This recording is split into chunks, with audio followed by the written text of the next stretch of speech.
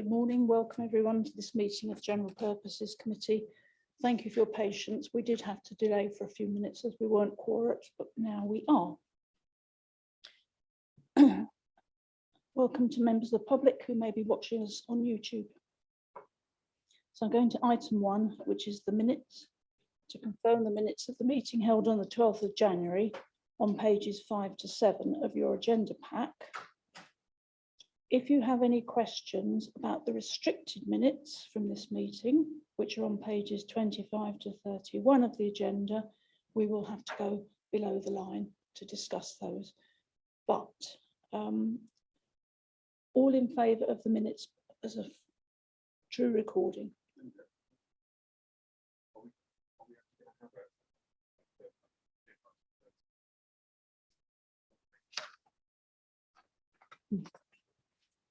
We have got an agenda item 13 if you wish it. We can cover it then. Yeah, we don't have to stop now. We can do it then. Just remind me, please, Councillor Burt, when we get there.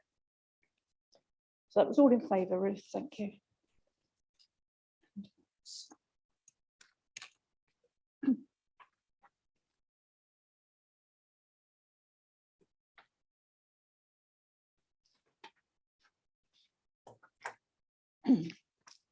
Item 2, apologies. Do we have any apologies, please? Thank you, Chairman. We've received apologies from, excuse me, Councillor Dowling and Councillor Hambidge, and we have Councillor Dygan as a substitute for Councillor Hambidge. Thank you. Thank you very much. We move on to item 3, declaration of interest. Do members have any interest to declare that they haven't already declared? No, I'm seeing no. Thank you. Item 4, I'm not aware of any urgent business. Number 5, non-members wishing to address the meeting, welcome all. And I have, as chairman, also decided to move items 8 and 9 next, above 6 and 7, to allow for Councillor Cowan to leave for another meeting. So we go on to item 8, and I'm handing over to Councillor Cowan. Thank you, Chairman, and good morning, everyone. There are 2 reports, as you can see, items 8 and 9. They're both essentially the same. It's just the names are different in each. And both of these reports were taken to Cabinet in Watton earlier this week, and the recommendations were approved at Cabinet for both of the reports in question. The Council has a duty to ensure that it performs its functions correctly, efficiently, and in doing so has to represent the interests of all residents and businesses in the district. And we've been doing that through Anglia Revenue's partnership for some time, as part of a group of councils, as we're aware, who have fulfilled those functions pretty well. And so well, in fact, that we're now, as an organisation, after Glasgow and Birmingham, the largest benefits agency effectively running benefits in the country. That's actually drawn significant attention to what they do as an organisation. And one of the things that they've been particularly strong at achieving is recovery of fraud across all the councils involved and others. And that this particular item that you have before you today and the following one are an extension of those services which they provide to other authorities. Fraud is frankly, for those law-abiding citizens, a bit of an iniquitous action that's taken by a number of people who try to do things that they shouldn't do. And ARP, using data as their information gathering and exploratory medium, are particularly good at recovering payments that have been deliberately or fraudulently withheld. That's brought them to the attention in the first instance on item 8 of authorities, and they're listed there in the recommendation at the beginning, so I'll read them for the benefit of those listening. It's Lincolnshire County Council, including Boston Borough Council, the City of Lincoln Council, East Lindsey District Council, West Lindsey District Council, and South Holland Council. And ARP have been invited to provide single person discount fraud services. And as a result, the Cabinet have agreed at their meeting earlier this week to instruct the head of ARP and the ARP Operational Improvement Board to negotiate a Section 113 agreement between the ARP partners and Lincolnshire County Council to enable ARP officers to provide single person discount fraud services to Lincolnshire County Council and the 7 district councils noted above. In addition, we have recommended to this committee that Breckland staffing establishment is increased by 3 permanent full-time equivalents and 2 temporary full-time equivalents for the fully funded posts required to deliver the services included in the Section 113 agreement. I wish to stress that the fully funded posts are fully funded by those 7 authorities and the County Council. We may be increasing our establishment, but at no cost to the ratepayers of Breckland. And it is, I think, testament to the good work that ARP have been providing over the years, that other authorities who struggle in this particular area have recognised the ability of our council and our organisations that support us to fulfil this function. I don't think, Chairman, I need to add any more to item 8. And when we move on, Brian, I'll be even briefer. But that today you have that recommendation to this committee, which I'm delighted to present. Thank you. Thank you, Councillor Cowan.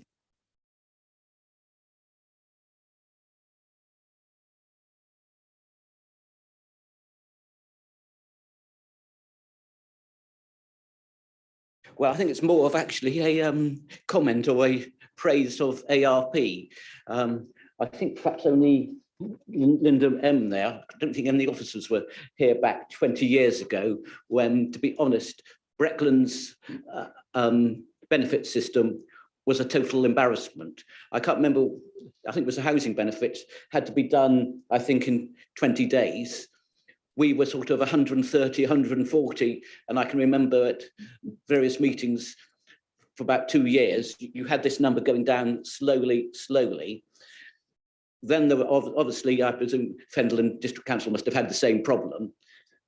So it was thought to get together and produce what I think in those days was a fairly groundbreaking organisation, put it together. And now, as you can see, there's, what's it, 5, 6 partners, full partners? 5 full partners, but we're also now selling, or ARP is selling its services to other organisations, which I think actually have revenues organisations not dissimilar to ARP, but ARP is obviously running itself so very well that actually they're taking on the business. And I think all I'd like to say is I welcome this report, and I think it's a great credit to Breckland and, well, let's say Fendel District Council as well, for producing ARP, which, as Philip just said, is now one of the leading organisations to do this in the country from very small roots.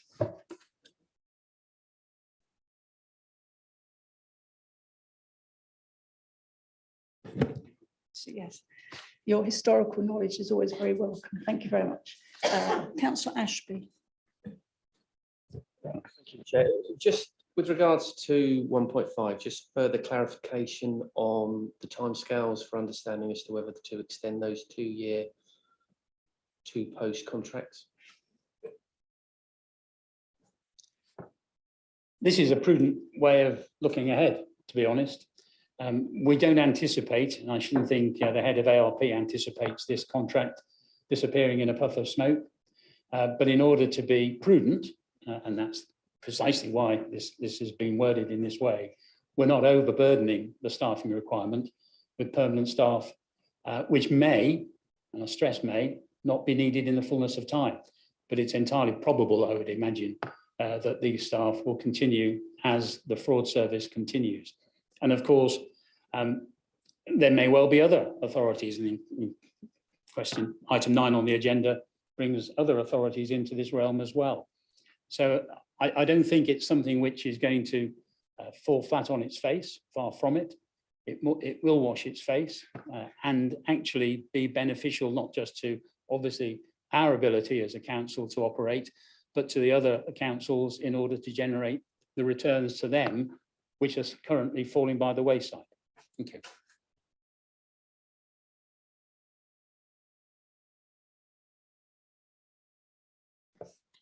Thank you, Chair. Following on from the question that I presented to Cabinet earlier in the week, I wonder whether Councillor Cowan might be able to make the same assurances to this committee that you did before, that the full-time posts in these new full-time posts will cover the full external contract provision requirements. So there's going to be no dilution of the Breckland fraud services. I mean, hopefully you'll be able to actually indicate that there may well be an enhancement to Breckland's fraud services. Thank you, Councillor Burt. Yes, I did answer that question at Cabinet, and I can reassure you that the answer I gave at Cabinet is the same answer I'm giving today. We are not diluting any services within this council at all. And as I stressed at the beginning of this presentation, the way that ARP function is by utilising data and information across the board. And all this is going to do is strengthen and enhance that facility and ability of the officers concerned to do their job properly. Thank you.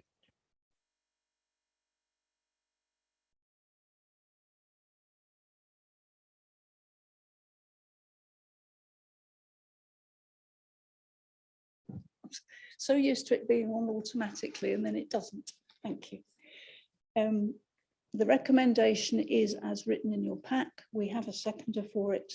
Do I have a show of hands, all in favour? That's unanimous. Thank you. We now move on to item 9 and I go back to Councillor Cowan.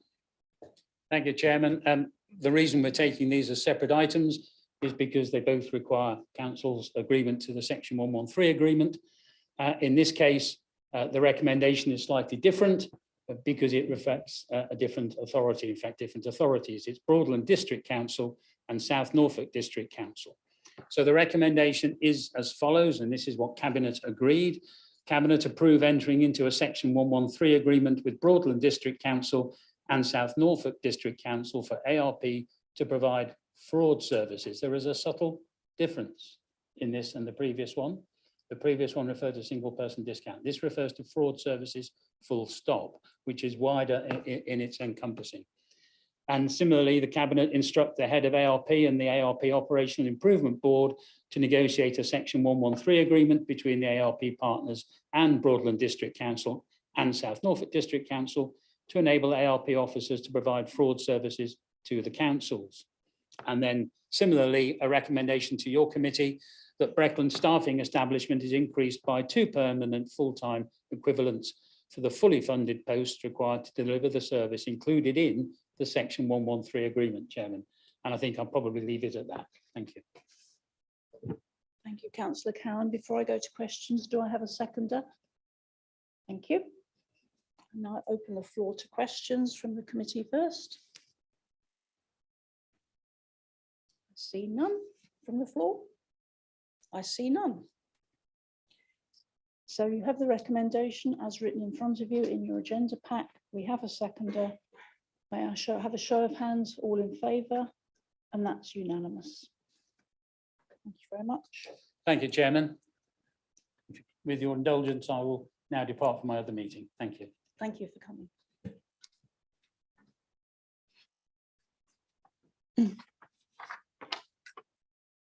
So now I'm going to go back to item 6, member induction, and I'm going to hand over to Councillor Jane James. Thank you, Chairman. So back in November 2022, this committee permitted the preparations to begin for the member induction programme for delivery post-elections in May this year. The paper before you is to provide you with an update on that induction programme development, and I'm really delighted that Teresa is here with me, who has been spearheading that on the officer side of things, and I'll hand over to her for some further updates. Thank you, Councillor James. So as mentioned, since the last meeting, we've set up a working group of officers that are from Democratic Services, IT and Communications to support in successfully delivering the member induction. The information aimed at prospective councillors, PR information will be available on the website shortly, working with communications on that. And the main thrust of the meeting that we recently held was around the IT and the IT kit for members, and that is explained at 1.6 of the report. And the team will continue to work together to deliver the member induction. I'm pleased that Sarah Barsby and Ben Mean are here too, and we're happy to answer any questions. Thank you. Thank you, Teresa. Questions from the committee? Councillor Digan. Going back in sort of my mind to last time, I think didn't really affect me because I'd obviously been a member for some time, but I think there was only really one sort of day very close to the election where you had the induction, and quite a few people couldn't make that. So could I suggest that perhaps this time it's either slightly further away or you do too, because a lot of people who are just voted in probably wouldn't know this, and obviously they've been doing probably been out on the election trail for 4 or 5 weeks beforehand, and they're probably having to also do their own, getting back into their own world as well of work. So I would suggest that perhaps if there can be at least 2 bites at the cherry for new members, because it often means, so they can actually benefit from these, because they are, very useful for new members. Thank you. Anything else from the committee? From the floor? Councillor Burt. There's been some previous discussion about bring your own device rather than the council providing kit, and that is done in many places. That isn't covered in the report. I just wonder whether there's any further thinking on that one. I'll ask Ben to respond to that one. Thank you. Thanks for your question, Councillor Burt. It is something we've explored. Truthfully, due to security concerns and the resource required to manage bring your own device, we've not gone further down that road. It's something we remain open to and continue to investigate, but at this present time, not something that we can accommodate.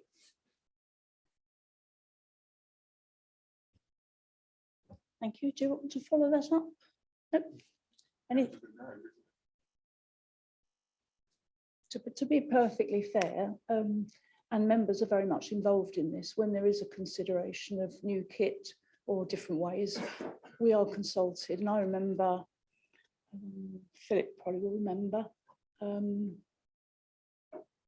just before COVID, some of us sat on testing lots of different equipment through the summer holidays to see what it was that members felt most comfortable with. So I am assured that we will be very much part of any change. Anything else from the floor on Peter? Thank you, Chairman. It's just a comment really that I welcome this report. It's a heavyweight report and training, and heavyweight, if that's the right word, with lots of initiatives for new members after they've been elected, which I can't remember having 8 years ago when I was a member. It was a case of learning on the job, going to sections, getting advice from officers, and there was always fab time for you. But this now is all set out, ready for members, and they know they've got positive meetings to go to. And so I welcome this new trend for new members. Councillor Wilkinson, yes, and having been involved with some of this as chairman of this committee, and certainly working with Councillor James and the officers, we are very much aware now we're all doing agile working, so member training and the content of member training, has to take quite a different view going forward. But I see that as a positive move. Can I assume that we've absorbed?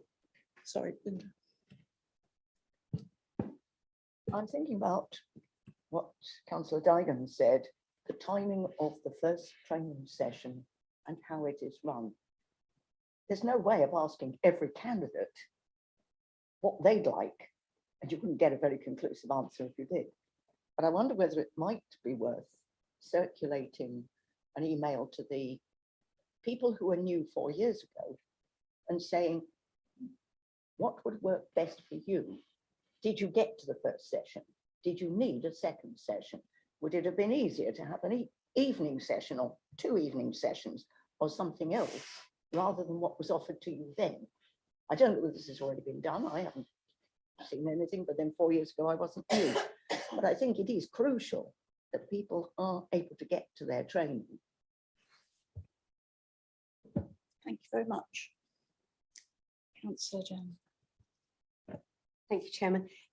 To be honest, that's something that was very, very much in the forefront of my mind. I was part of the intake 4 years ago, so very mindful and have had sort of anecdotal conversations with people rather than you know, putting them down and saying, what do you need? Just that casual conversation, I think, has gained a lot of insight. It's something that I've just written down and we'll have to pick it up a little bit further. But I'm wondering if it's realistic and plausible once we have the confirmation of candidates to effectively put a couple of save the dates into people's diaries, you know, ready. So should they be successful, it's not all of a sudden they're aware of a date with a couple of days notice. You know, there is a good few weeks there so that they are aware, and I'll work further with the team on that to find out the practicalities and the viabilities.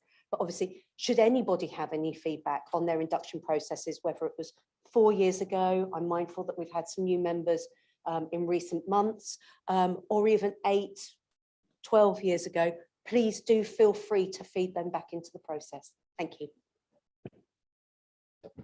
Thank you very much. And I think the other thing to remember is even those of us that have been councillors for some time, we always enjoy refresh training because things change and legalities change, systems change, the world changes, and it's jolly good to be kept up to date.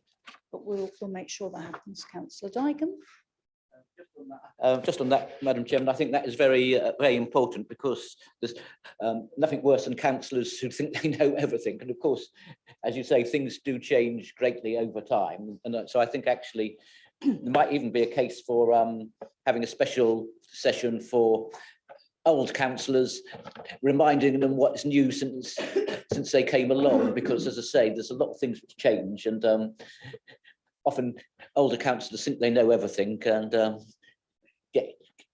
get tripped up at various occasions. You're so right. Any other questions on member induction? No. I'm going to assume that we've wrapped item 7 up into 6 with member training, or is there anything else, Jane or Sarah, you want to add? No. Thank you very much. So I'm now moving back to the original agenda, item 10, next meeting. This is to note that the next meeting will be held on Wednesday, the 22nd of March at 2 p.m. Please note the different time here. General Purposes Committee is often called at relatively short notice because of urgent business to be dealt with. So I would please assure all members of the committee that they keep their eyes on dates, etc. I'm now going to go to item 11 and I'm going to pass or recommend the following resolution. That under section 100, bracket A, bracket 4 of the Local Government Act 1972, the press and the public be excluded from the meeting for the following items of business on the grounds that they involve the likely disclosure of exempt information as defined in paragraphs 1 and 2 of Schedule 12A to the Act. I have proposed it. Do I have a seconder? Thank you, Councillor Ashby. All in favour? At that point, we will stop streaming the meeting